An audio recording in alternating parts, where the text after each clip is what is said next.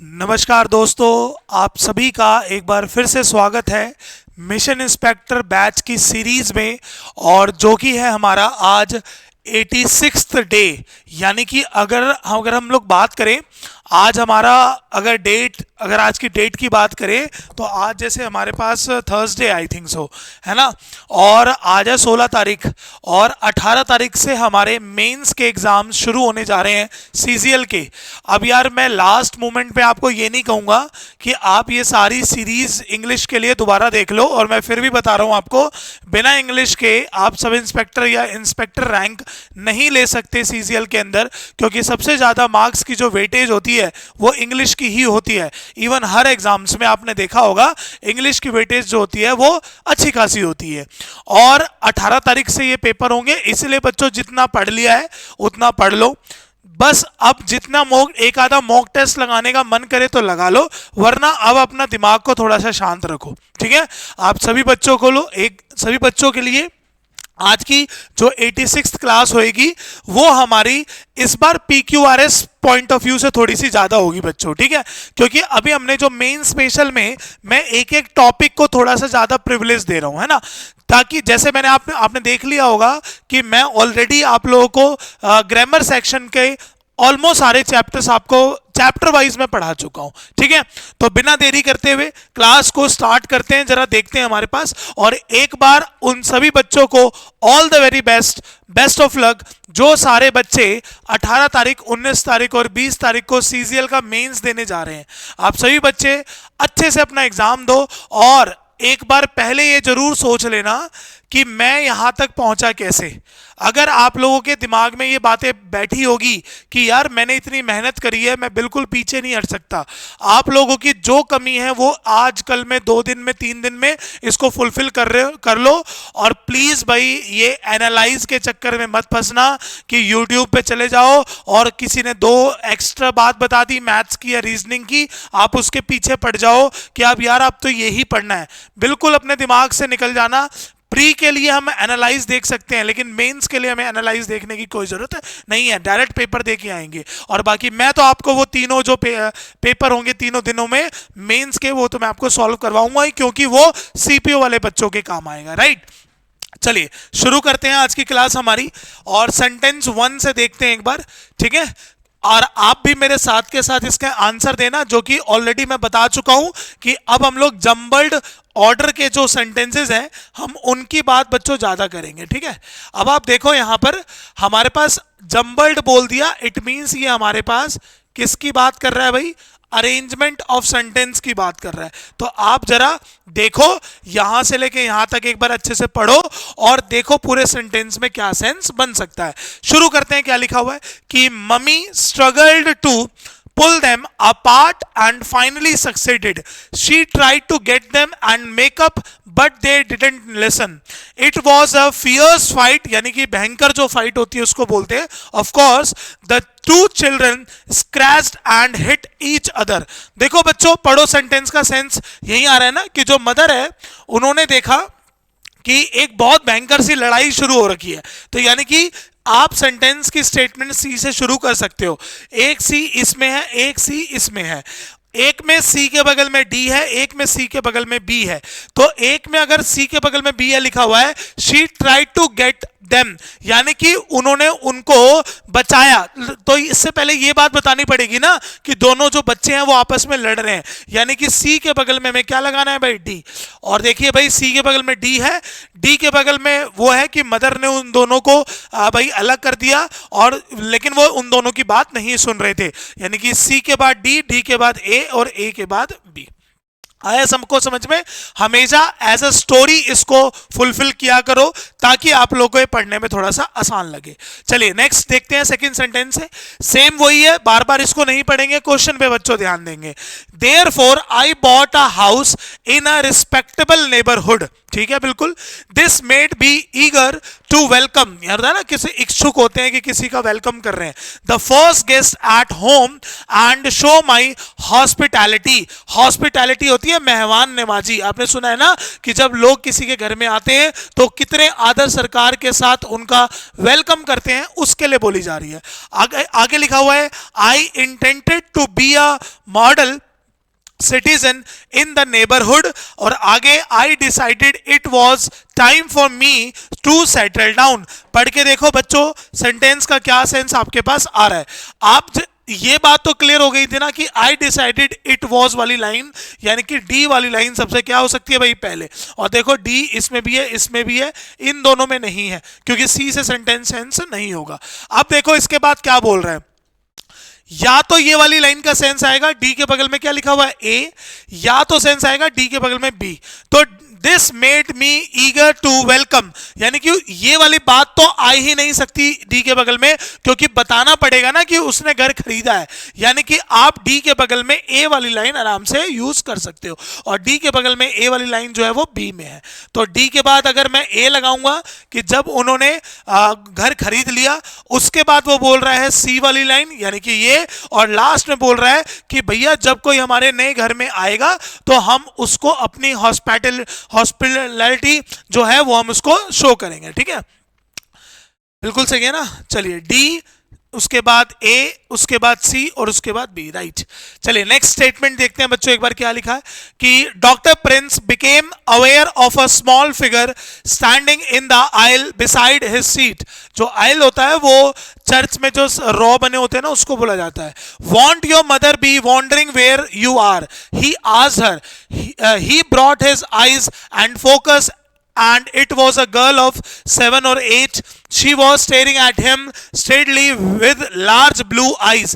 पता चल गया होगा यहीं से सेंटेंस शुरू हो रहा है, यानी कि ए वाली बात हो रही है और ए के बाद सेंस आ रहा है कौन सा भाई, सी का, और सी के बाद ये आ रहा था कि वो उसको रेगुलरली देख रही थी, स्टेयर कर रही थी, और लास्ट में उसने जाके पूछा कि भाई तुम्हारी मदर कहाँ है। यानी कि अगर मैं देखो तो मैंने बिना ऑप्शन के बता दिया, डी के बाद ए के बाद डी, ठीक है ना, नहीं सॉरी ए के बाद है सी, ए के बाद सी, सी के बाद डी और डी के बाद B.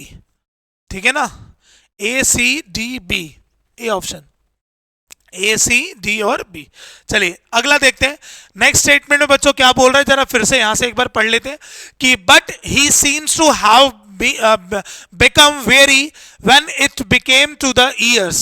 The result is that we spend all our hours hankering after something. ठीक है, हैंकर का सेंस आता है वांट का, ठीक है ना भाई,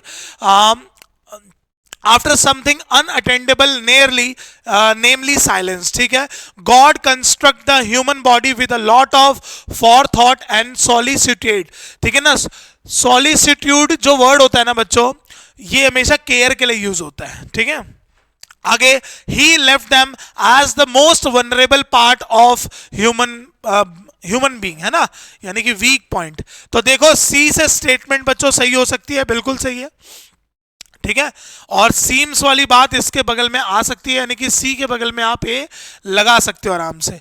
उसके बाद बोल रहा है कि ही लेफ्ट, यानी कि डी और डी के बाद बी, क्योंकि रिजल्ट वाली लाइन जो है सबसे लास्ट में बोलेगा, यानी कि सी ए डी और बी, ए ऑप्शन करेक्ट हो गया, सी ए डी और बी। ठीक है, चलिए इसका सेंस बताया था आपको, क्या हो जाता है भाई के। ठीक है, चलिए अगला देखते हैं हमारे पास फिफ्थ सेंटेंस बच्चों क्या बोल रहा है, पढ़ेंगे एक बार दोबारा से कि people will driving away wild pigs from the fields by shooting at them. We were passing through the sugar cane fields near Mysore, ये मैसूर कर्नाटका वाला है। We thought that the shooting was over when a sloth bear came running towards us, some got shot and others escaped. यार आपको sentence का sense यही से समझ में आ रहा था कि वो लोग शुगर केन की फील्ड से जा रहे थे, यानी कि बी से सेंटेंस शुरू हो सकता है। चारों में बी एक में ही है, चलो और देख लेते हैं। बी के बगल में लगा रहा है ए, ठीक है ना, तो ए बोल रहा है कि people were driving away wild pigs, ये भी बात सही हो सकती है। ए के बगल में बता रहा है फिर डी, सम गॉट शॉट, बिल्कुल सही है क्योंकि ए के बगल में डी आ सकता है। तो स्टेटमेंट में हमने बी वाली स्टेटमेंट को पहले लिखा, फिर ए को लिखा, फिर डी को लिखा और देन उसके बाद बच्चों सी को लिखा। ठीक है, चलिए आगे बढ़ते हैं। नेक्स्ट हमारे पास बच्चों जो 6th क्वेश्चन है वो कॉम्प्रिहेंसिव पैसेज है, जिसको मैं बहुत बार आपको बता चुका हूं कि ये हमारा क्लॉज टेस्ट होता है। ठीक है, जिसके अंदर हमारे पास फिल इन द ब्लैंक्सेस होते हैं पैसेज के अंदर। तो बिल्कुल पढ़ते हैं एक करके और इसको सॉल्व भी करते हैं कि man made fibre is a fiber whose chemical composition, structure and properties are significantly modified during the manufacturing process। ठीक है ना, यहां पर जो आप देखते हो ना जिससे कपड़े वगैरह बनाए जाते हैं फैब्रिक वगैरह से, उससे रिलेटेड बात हो रही है। Man made fibres dash spun and woven into a, ठीक है ना, पहले एक बार देखते हैं इसमें option B, will B, is और आर। तो आर का सेंस आ रहा है भाई पढ़ के, है ना। और स्पन एंड वोवन जो होता है ना, जब भी हम ये वर्ड लिखते हैं स्पन एंड वोवन, ये हमारा प्रोसेस होता है फैब्रिक को बनाने का। ठीक है, इनटू अ लार्ज, आगे लिखा है into a large dash of consumers and industrial products, figure extend total और नंबर। तो अ लार्ज नंबर ऑफ, है ना, सेंस आ रहा है ना, a large number of consumers and industrial products dash garments such as shirts including wrapping, counting और showing. तो इंक्लूडिंग का सेंस आ रहा है बिल्कुल, इंक्लूडिंग गारमेंट्स, जो शर्ट्स होती है, स्कार्फ्स होता है, हौजरी जो होती है, even home furnishing dash such as, देखते हैं आगे में क्या लिखा हुआ है, मोर, सो मच और डैश है, सच एज पढ़ लिया, है ना। उसके बाद बोल रहा है and dash parts of, and dash parts of industrial part, है ना। क्या बन जाएगा, इंडस्ट्रियल पार्ट, क्योंकि ये नाउन है, यहां पर एडजेक्टिव ले गया, इंडस्ट्रियलिस्ट नहीं हो सकता, इंडस्ट्री नहीं हो सकता। हो गया भाई, क्लियर हो गया हमारे पास, 5 ही है ना, ठीक है। अगले में भी सेम ऐसा ही है, लेकिन इस बार क्वेश्चन इस बार अलग है। लिखा हुआ है it is true that the more you study the more you dash expand, exchange, convert और नैरो, एक्सपेंड का सेंस आ रहा है ना, your horizon and hence your point of view undergoes a dash succession, transformation, enlargement और backwardness. तो answer है ना transformation, undergoes a transformation. A person with higher education certainly has a better dash and ideas, routine, luck, scope और outlook, outlook यानी कि attitude, है ना, ideas to help in community, in societal dash, societal development, है ना, ripening का sense नहीं है, मेजॉरिटी का भी सेंस नहीं है और इलेबोरेशन का भी सेंस नहीं है। तो development, ideas that are gathered from such people provide a global proportion, posture, perspective और प्रीजुडिस, पर्सपेक्टिव है ना, plan for global perspective for a nation as whole. ठीक है ना, हो गया भाई क्लियर, आसान था वैसे तो ये वाला। अगला है हमारे पास select the most appropriate meaning of the given idiom. हमारे पास बच्चों एक ईडियम लिखा हुआ है raise the bar. Raise the bar होता है कि जैसे मैंने अपना टारगेट बना रखा है कि भैया 390 नंबर का अगर मेरा सीजीएल मेंस का पेपर आ रहा है तो मेरे पास मेरे जो नंबर होने चाहिए वो 350 के आसपास होने चाहिए। यानी कि जब आप कभी भी अपना एक स्टैंडर्ड मेंटेन कर लेते हो, अपना एक गोल बना लेते हो, तब बोला जाता है कि रेज द बार, है ना। तो आप पढ़िए डी ऑप्शन में लिखा हुआ है टू सेट हायर गोल्स, लिखा है ना भाई। सो 16 का करेक्ट आंसर हो जाएगा 4th। अगला bang for the buck. Bang for the buck बच्चों क्या होता है, जैसे आप किसी चीज के लिए बहुत ज्यादा एक्साइटेड रहते हो, लेकिन बाद में पता चलता है कि यार ये जो चीज है ना, ये इतनी, उसका जो प्राइस है वो ओवर प्राइस होता है, लेकिन आप एक्साइटेड होते हो, लेकिन फिर भी आप उस चीज को शायद लेते हो या नहीं लेते हो, वो आप पे डिपेंड करता है। जब कोई चीज अपने हिसाब से उसके रेट में ज्यादा होती है तब बोला जाता है बैंग फॉर द बक। यहां पर बैंग वर्ड यूज करा जाता है एक्साइटमेंट के लिए और बग यूज करा जाता है मनी के लिए। देखो मोर वैल्यू फॉर मनी लिखा हुआ है ना, मोर वैल्यू फॉर मनी, यानी कि B is the correct option. अगर लिखा हुआ है, ये भी ईडियम है, to walk on air. To walk on air का मतलब होता है बच्चों सातवें आसमान पर होना, यानी कि हम जब बहुत ज्यादा प्लीज्ड होते हैं, बहुत ज्यादा खुश होते हैं, बहुत ज्यादा हैप्पी होते हैं, तब बोला जाता है। यानी कि सी ऑप्शन पढ़िए क्या लिखा हुआ है कि to be very happy, to be very happy. अगला ये भी ईडियम है हमारे पास कि to take a chill pill, ये तो आपने बहुत बार लड़कियों के मुंह से भी सुना होगा कि काम डाउन हो जाओ, है ना, कि इस बात को थोड़ा सा लाइटली लो। तो पढ़ो, डी ऑप्शन में लिखा है बच्चों टू काम डाउन, बहुत आसान है, मैंने एक दो बार पहले भी पढ़ा रखा है। Want to curl up and die, want to curl up and die का सेंस होता है सिकुड़ के मर जाना। सिकुड़ के मर जाने का मतलब होता है, जैसे आपने देखा होगा कि कुछ ऐसी बातें होती हैं जिसमें इंसान जो होता है वो अपने अंदर भीतर भीतर अपने आप को खोखला करने लग जाता है। यानी कि जब हम किसी चीज से अशेम्ड फील करते हैं, सॉरी फील करते हैं, तब यूज करा जाता है। कौन सा ऑप्शन हो सकता है? सी, यानी कि feel terribly ashamed and sorry. Clear हो गया भाई? तो want to curl up and die. अगला लिखा है, ये भी एक इडियम है कि be a loss of words, ठीक है ना, लूज ऑफ वर्ड्स। पढ़ो क्या सेंस हो सकता है, यानी कि जब आप कहते हैं ना कि जब यार are you out of your sense, बोलते हैं ना हम लोग बहुत बार, तो यानी कि अपने दिमाग में ना रहना, आपके किसी वजह से, किसी ट्रॉमा की वजह से जब आपके मुंह से कुछ भी अपशब्द निकलने लग जाता है तब आप बोलते हो, वहां पर ये सेंस, ठीक है। तो सी ऑप्शन पढ़ के पता चल रहा है कि नॉट नो व्हाट टू से, है ना, आपको पता नहीं चल रहा है कि आप क्या बोलना चाह रहे हो।